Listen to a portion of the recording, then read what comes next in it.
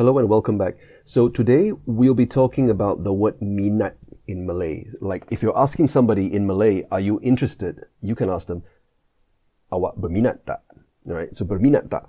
Are you interested or not? Right? So the question is, where does this minat come from? So I'm going to show you some possible origins of this word. So the thing is, minat is only found, as far as I can tell, in Malay and the Malayic languages. It is not found in the languages of Taiwan and in the Philippines. And funny enough, it's also found in Polynesian languages. Oh, well, I think it's the same word. But actually the word mina, I suspect in Polynesian, where you can find it, or mina mina in Hawaiian and a few other languages in Oceania, is actually from a different source. So we'll look at the origins of this word. Is it Austronesian? Is it Arabic? Because it also looks a lot like the word mehna in Arabic. Mehna, which was introduced probably by way of Persia or India into the Malay-speaking regions. We'll take a look in the next few slides. Okay, now, right. So you have a little penguin looking for something in the bush. Okay, so mina in a lot of Polynesian languages refers to desire, wishing, longing, and appetite. Sometimes regret, to value something, sorrow, a lot of meanings. Or very often it appears in for example, Hawaiian as mina mina. So you have, so in many cases, the word can be doubled, right? So let's take a look at how to say, they do not value life in Hawaiian. So you can say, aole mina mina ola ko ike ola.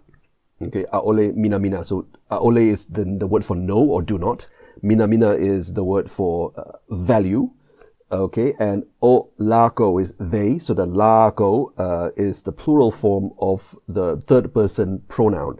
They, three or more people, because Hawaiian you have singular, dual, and plural. So they, three or more, and ola is life. All right. So, question. Let's think about this.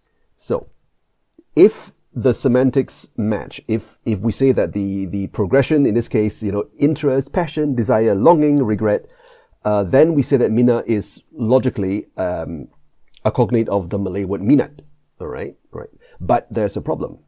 The root mina is only apparently found in the Oceanic branch, while minat seems unique to Malayic.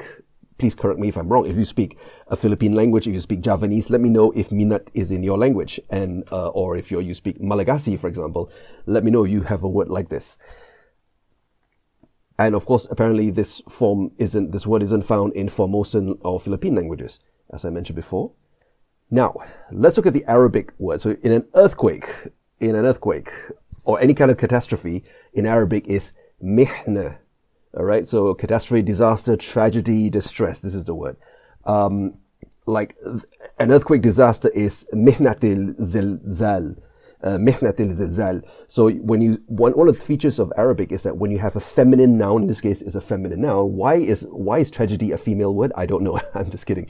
But mihna can also be pronounced mihnat when it's used in a phrase. It's a combination. So this is it's called an idhafa construction in Arabic. So mihnat el-zilzal, right? So what happens is when these words, feminine words, get borrowed into Persian or into Urdu, what happens? When a word like mihna gets borrowed from Arabic into Persian, first of all, it usually retains the T sound. So the final T, the what's called the ta marbuta, stays in the borrowing. So in Persian you have mehnat, which means hardship or toil.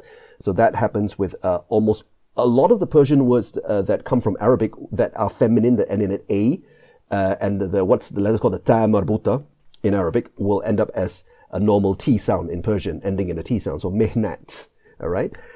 Now, this word was then borrowed during the Middle Ages into Hindustani. So the ancestor of modern Hindi and Urdu, they borrowed this word mihnat as mehnat, like this. So menat, and then you have the word menat karna.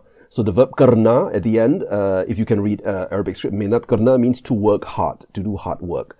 So was this word borrowed into Malay from Urdu? Maybe. I don't know. Let's take a look.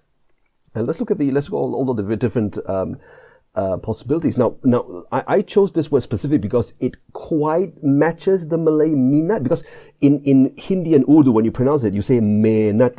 So you don't actually pronounce the H very strongly. Menat, minat. Okay? So if this word came from Arabic, it usually becomes something like mihnah, or in the plural, mihnat. But it doesn't, it's minat. So possibly, one possibility is that this word came from, Persian, via India, okay? And then ultimately from Arabic. One possibility. All right? What do you think? Now, another possibility is the Urdu word. Here, this is minnat in Persian, which is from actually minna, again from Arabic. But this word minna means favor or grace or kindness. So it's more of a positive word rather than mihna just now. So again, when words were borrowed from Arabic into Persian and Persian to Urdu, the T is retained, ta, like a normal T, and not the Arabic, the ta marbuta that changes whether the noun is by itself or whether it's in a construction with something else after it. The word is generally pronounced in Urdu with the full T. So minnat, like this. Now, so basically, what do you think? Because in languages like Malay, you've got layers and layers of loanwords borrowed from different languages over many centuries. And so this makes it very difficult to track down the etymology of words. So my theory is minat doesn't actually come from Austronesian. It comes probably from Arabic via Persia or India. That's what I think, and it was introduced by traders who came, centuries ago.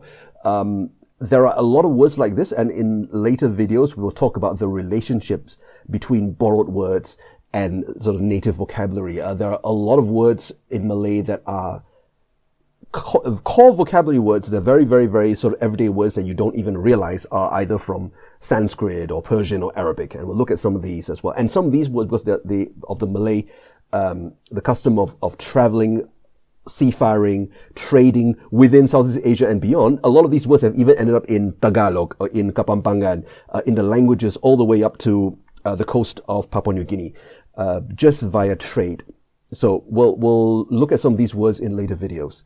Okay, let me know what you think. Minat, is it Austronesian or Semitic? Or something else, Okay, so let me know what you think. Minat, is it Austronesian or is it Semitic? Does it come from Taiwan, or does it come from Arabia? Does it come from the Middle East?